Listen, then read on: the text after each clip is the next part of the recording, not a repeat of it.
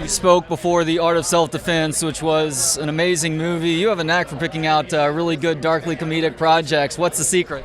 Oh, I always say SASQUATCH SUNSET and The Art of Self-Defense are two of like the 5 best scripts I've ever gotten to work on. They are brilliant. I hope people read them. That's how good these scripts are. And the movies are amazing as well, but I never saw The Art of Self-Defense because I don't like watching myself in movies. This I make an exception for because I'm in makeup, but essentially these scripts are so brilliant.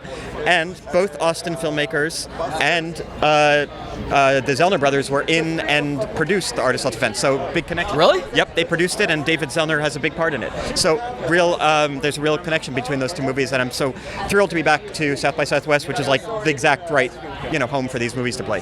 What was the initial inspiration for this with you and your brother?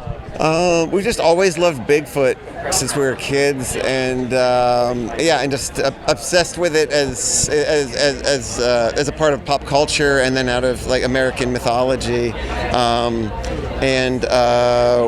Just I was wondering what else it's doing in the woods besides walking around, and it started as a joke and then just led us to kind of try to build a whole narrative around that. I think, every day was an adventure for us. It was a really difficult shoot technically because we were out in the middle of the wilderness and, the elements and all that stuff, and we had these really elaborate costumes that we were wearing, but, we were all kind of on the same page with what we wanted to do and how the film, like the tone of the film, and it was just, one of the most collaborative filming experiences we've ever had with everybody on the cast and crew, and it was just, an adventure every day that it felt like every day turned into magic, if that makes sense. What did you love most about helping to get to tell this story? Honestly, I think it was the collaboration. I think it was just working as a team to figure out the best and most authentic way to portray a Sasquatch on screen. That was so much fun. We had a Sasquatch boot camp, or foot camp if you would,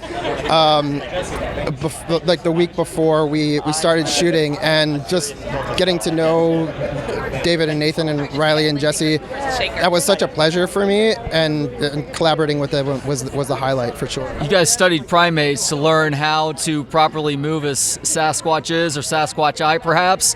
Was there something that you found especially amusing or necessary to make sure to include in your role? I think it was just like the unabashed curiosity.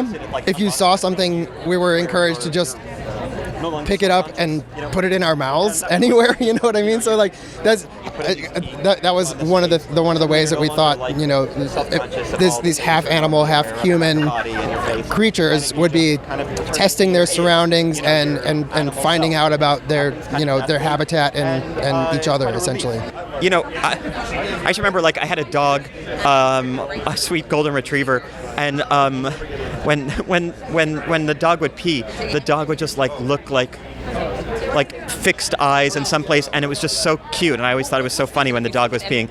And it's just I just remember that face so much when we were doing this, just the way animals drift off unselfconsciously, kind of as they relax their bodies in a way that human beings just never do, because we're such self-conscious creatures and driven by our own egos and awareness of the self.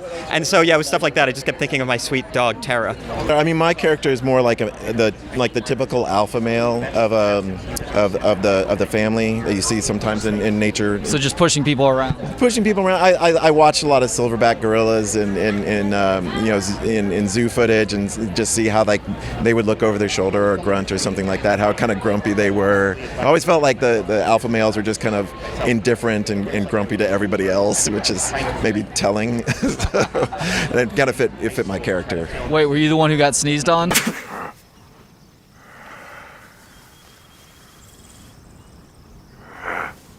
Yes, yeah. Oh my God, great response. Thanks. Which I think we probably saw in a nature video. I think animal sneezing is, one of the funniest things, I think.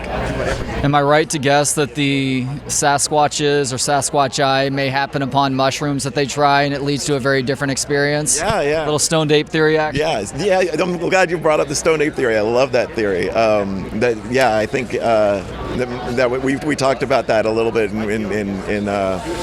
in the Sasquatch's journey. They do come across everything that is in nature, including psychedelics. Does it feel to possibly have made the greatest Bigfoot movie since Harry and the Hendersons? Good. I mean, the bar is low, but no, we're really proud of the film. We've loved Bigfoot forever, but most of the movies that are out are horror movies, which is fine. But we love them as myth, as folklore, as a creature, and so it was fun to like do something that was, more of a different type of tone than scary, and like treating these creatures with a little bit more respect and like realism, if that makes sense. I don't know. This movie, when I read it, I told David, I was like, this is going to be many, many people's favorite movie of all time. Like, this is not a movie for every single person in the world, but the people that love this movie are going to cite it on their deathbed. Well, I don't know why they'd be talking about this on their deathbed. They'd probably be saying something along the lines, if I love you and I'm glad we had all this time together, etc. But if they're pressed on their favorite movie, I think they would say this. Last question now, Jesse. I don't know what it'll take, but if you ever make a movie with Michael Cera where you're all like long-lost twins, or you're twins who obviously don't look exactly alike, but you get to play off of one another, I think that also has superstar-level dark comedy potential. Yes, I think you're right. We've recently become friends through Kieran Culkin, who's like good friends with him, and I became friends with Kieran in the last year. And so, so we're in touch. Nothing professional, all just nice. At least one person is buying the ticket for that movie. Jesse, thank you so much, man. Real honor. Thank you so much.